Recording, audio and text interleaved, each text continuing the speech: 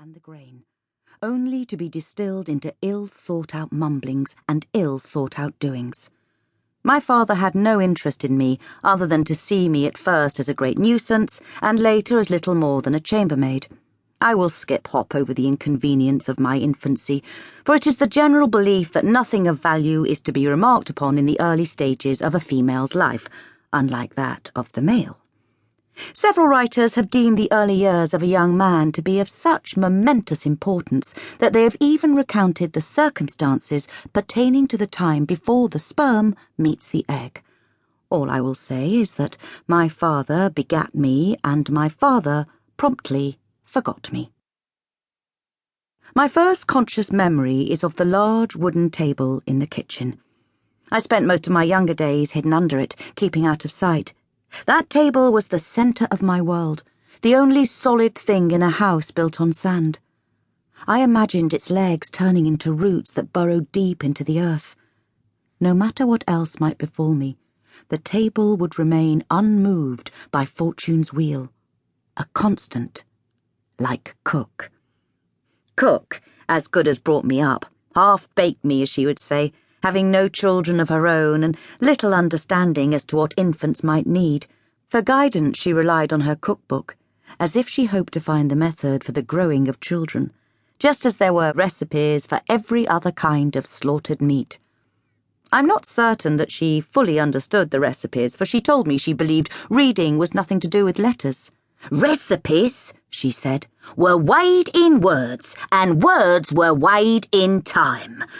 As with so much that Cook said, this meant little or nothing to my green ears, but I would often fall asleep to the rhythm of Cook kneading bread, rolling pastry, cutting meat. Did I long for my mother? Yes. Of a need for love.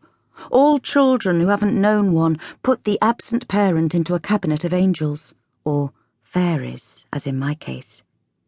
The only place I felt close to my mother was the Blue Chamber. I knew her spirit had long escaped the house in Milk Street, but the walls of her room held tight to her memory. I would talk to her about my many frustrations, and ask why it was that my father had so little regard for me. She was wise enough never to answer, but I would always find solace knowing her to be listening like a benign angel. I much preferred the company of servants to that of my father's chuckle-headed friends, whose delights mainly seemed to be pinned on wine, peppered by the gaming tables.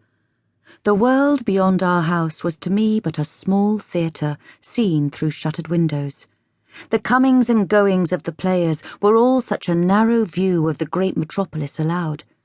They were accompanied by the changing scenery of the seasons, signalled more by the fashions than anything nature had to offer. I never liked the house.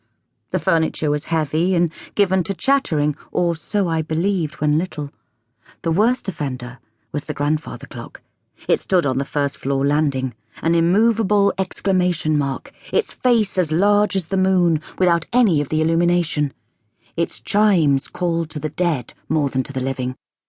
The grandfather clock's quarrel was with a young boy by the name of Samuel. In tick-tock talk, it would say, "What have you to show for yourself, young Sam?" I told Cook there was a boy trapped inside the clock. The thought of it gave me nightmares. Cook, who had to share a bed with me, soon lost patience at being woken by a terrified child, and without my father's permission took the key to the clock from his study. "There," she said, as she opened the clock. "You see? It's empty. A pendulum and 2 weights, the sum total of time." I could say nothing, for there crouched a small boy of about my age, his hands over his face. I never spoke about the clock again, and neither did Cook.